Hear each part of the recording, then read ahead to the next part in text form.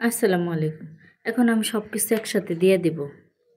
এখানে এই যে ডাউল দিয়ে দিতেছি, এই যে চাউল দিয়ে দিতেছি, এই যে মিষ্টি কুমড়া, এবার আলু দিয়ে দিতেছি, এবার ফুলকপি দিয়ে দিতেছি, এই যে এগুলো ধুন্দল, এগুলো হচ্ছে বরবটি। এবার দিয়ে দিতেছি পেঁপে,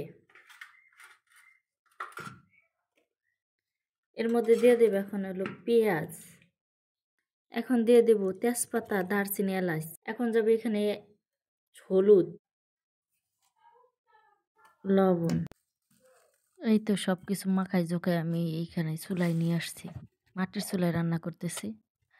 এইটার মধ্যে আমি কোনো তেল ব্যবহার করি না। শুধু ১ চামচ ঘি ব্যবহার করছি। ঘি দিয়ে এই পুরা খিচুড়িটা রান্না করব আমি।